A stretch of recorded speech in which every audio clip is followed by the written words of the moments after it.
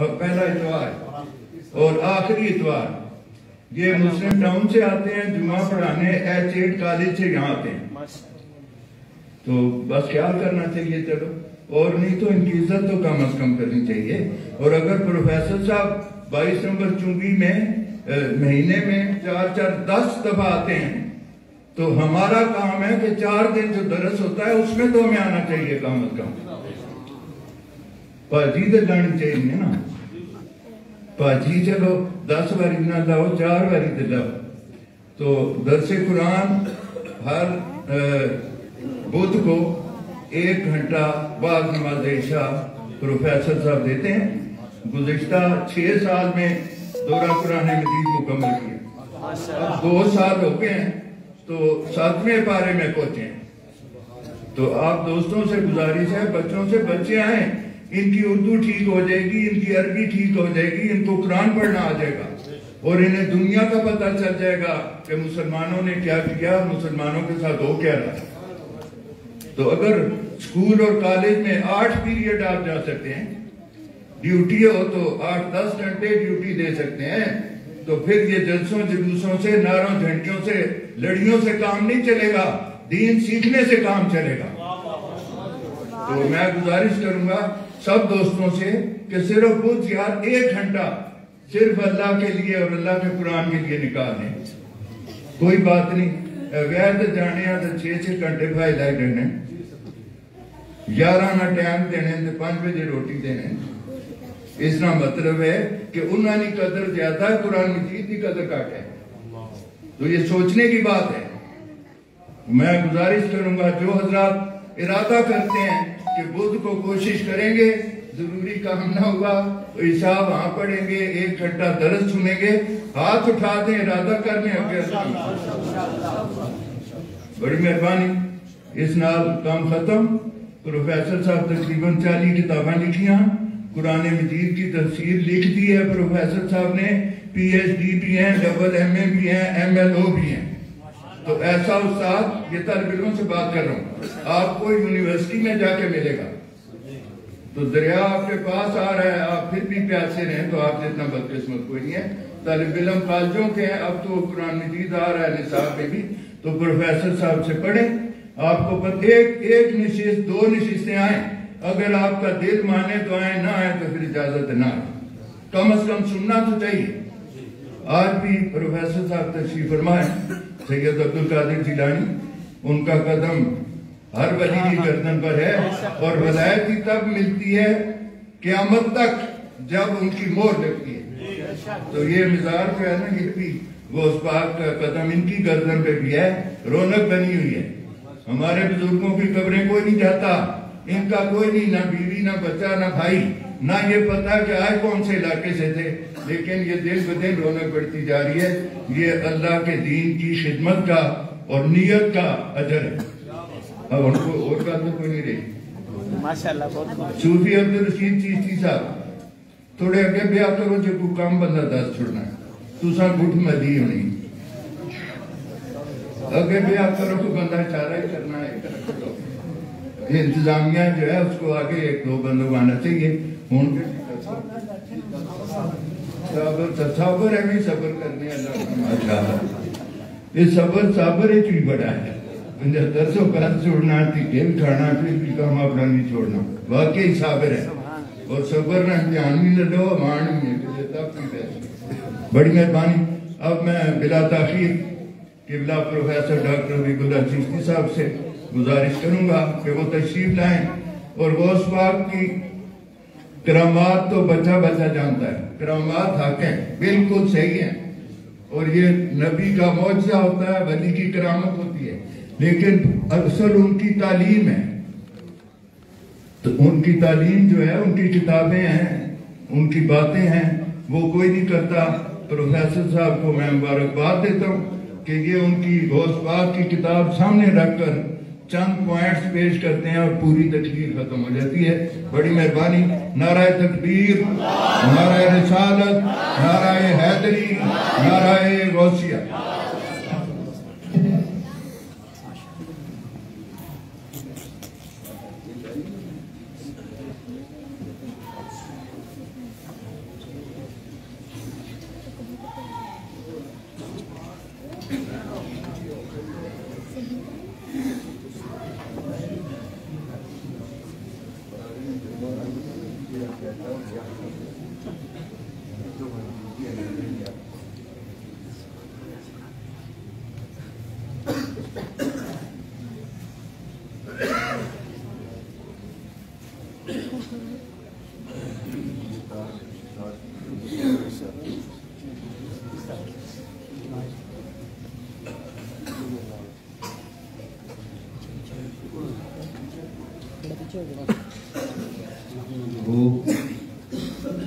ونصلي ونسلم على رسوله الكريم أما بعد فأعوذ بالله من الشيطان الرجيم بسم الله الرحمن الرحيم ومن أحسن قولا ممن دعا إلى الله صدق الله مولانا العظيم وبلغنا رسوله النبي الكريم الأمين ونحن على ذلك لمن الشاهدين والشاكرين والحمد لله رب العالمين رب اشرح لي صدري ويسر لي أمري واحلل عقدة من لساني يفقهوا قولي اللهم أرنا الحق حقا وارزقنا اتباعه وَأَرِنَا الْبَاطِلَ بَاطِلًا وَارْزُقْنَا اجْتِنَابَهُ اللهم أرنا الأشياء كما هي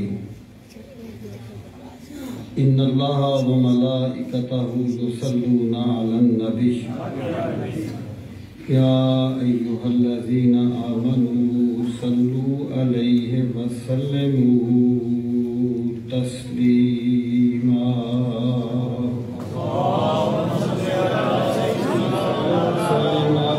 سيدنا ومولانا محمد وعلى آله وأصحاب سيدنا ومولانا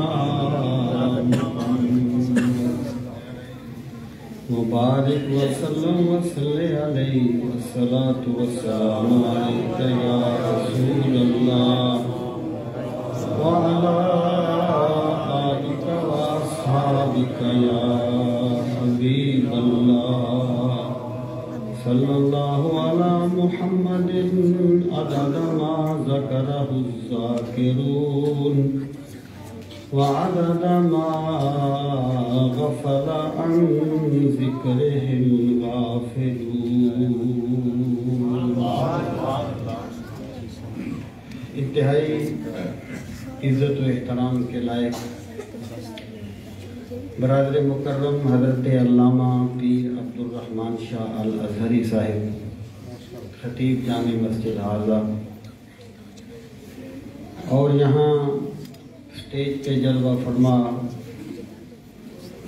عزت مآب قاری محمد نسیم صاحب، قاری محمد عارف صاحب، جناب شفیق صاحب، جناب سید قاسم حسنین شاہ صاحب اور انتہائی عزت و احترام کے لائق جناب راجہ آصف علی خان صاحب اور دیگر یہاں تشریف فرما معزز علماء دین، نعت خوانان اعظام، معززین علاقہ اور قابل سر تکریم معزز و محترم سامعین کرام، آج کی یہ پروقار اور روحانی تقریب حضور شہنشاہ بغداد غوث الصمدانی حضرت شیخ عبدالقادر جیلانی الحسنی والحسینی رحمت اللہ تعالی علیہ کی 11ویں شریف کے بابرکت سلسلہ میں انعقاد پذیر ہے۔ اللہ تعالیٰ اس بابرکت پروگرام کو اپنی بارگاہ عالی میں شرف قبولیت عطا فرمائے۔ اللہ تعالیٰ اس کے منتظمین کو بہترین جزا عطا فرمائے۔ اللہ تعالیٰ اس مسجد کی رونقوں میں مزید اضافہ فرمائے اور اللہ کے جو بندے اس مسجد کی خدمت کرتے ہیں، اس کے انتظامات کرتے ہیں، اللہ تعالیٰ انہیں دارین کی عزتیں اور دونوں جہانوں کی برکتیں نصیب فرمائے۔ یہ مسجد ایک اللہ تعالیٰ کے ولی کامل حضرت بابا لال شاہ بخاری رحمۃ اللہ تعالیٰ علیہ کی نظر کرم سے آباد ہے۔ اللہ تعالیٰ ہمیں آپ کا فیض سمیٹنے کی سعادتیں نصیب فرمائے۔ سامعین محترم، یہ جو محافل 11ویں شریف کی منعقد ہوتی ہیں، ہمیں ان محافل کو محض ایک رسم یا فارمیلٹی نہیں بنانا چاہیے، بلکہ ہمیں یہ چاہیے کہ ہم ان محافل کو اولیاء اللہ کے قرب کا ذریعہ بنائیں، اور ہم یہ سمجھیں کہ اللہ تعالیٰ کے جو مقربین ہیں، جو مقربین الہی ہیں، وہ کیا چاہتے تھے، ان کی زندگی کس چیز میں گزرتی تھی۔ دیکھیں، تصوف جو ہے وہ کسی نے کہا تھا عشق کو اہل ہوس نے اس قدر رسوا کیا، عشق کو اہل ہوس نے اس قدر رسوا کیا، اب وفا کا نام لینے سے بھی گھبراتے ہیں لوگ۔ تصوف کے نام پہ ایسی ایسی ڈرامہ بازیاں کی گئیں، ایسا ایسا دین کا مذاق اڑایا گیا کہ تصوف کی حقیقت جو ہے اسے نظروں سے اوجھل کرنے کی پوری کوشش کی گئی۔ حضرت شیخ عبد القادر جیلانی الحسنی والحسینی رضی اللہ تعالیٰ عنہ تصوف کی اتھارٹی ہیں، اتھارٹی۔ اور آپ کو جو بھی سلسلہ ملے گا وہ حضرت شیخ سے فیض پانے والا ہوگا۔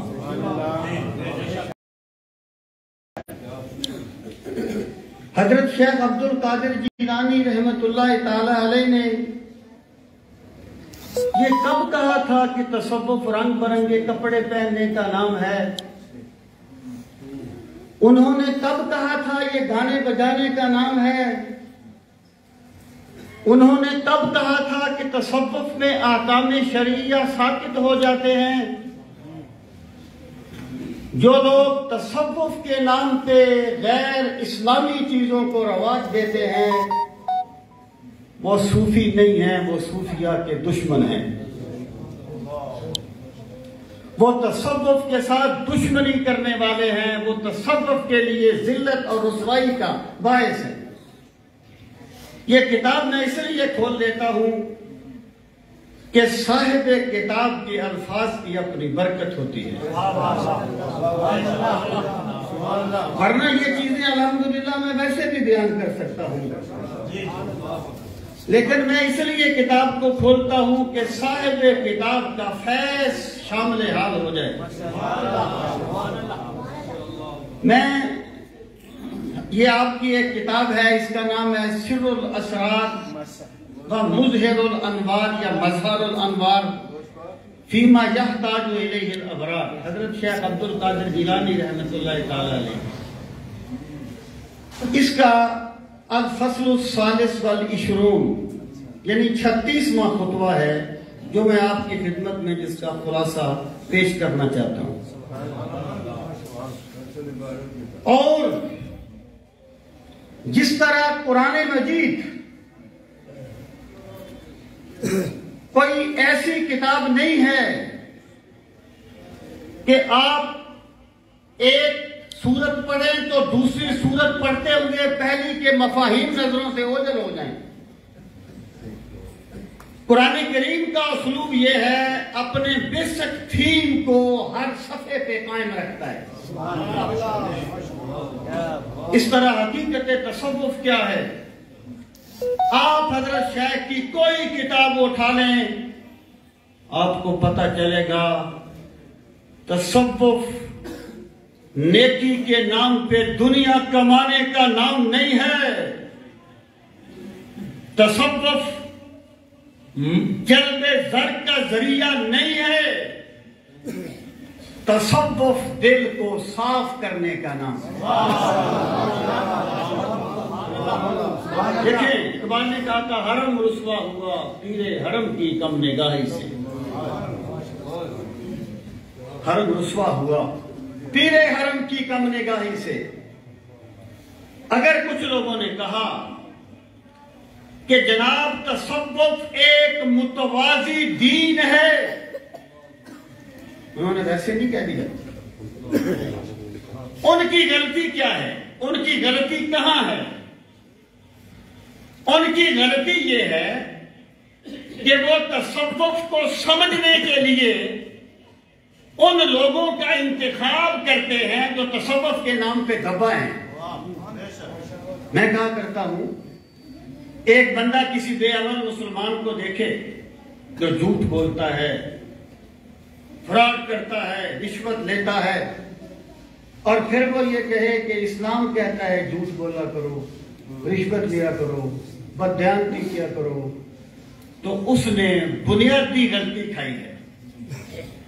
اس کو چاہیے تھا اگر اس نے اسلام کو سمجھنا ہے تو یا قرآن و سنت کی طرف رجوع کرتا یا قرآن و سنت کی عملی صورت صحابہ و اہل بیت کی طرف رجوع کرتا۔ یہ راز کسی کو نہیں معلوم کہ مومن قاری نظر آتا ہے، حقیقت میں ہے قرآن۔ ایک بے عمل مسلمان کو دیکھ کے تم اسلام کے اصول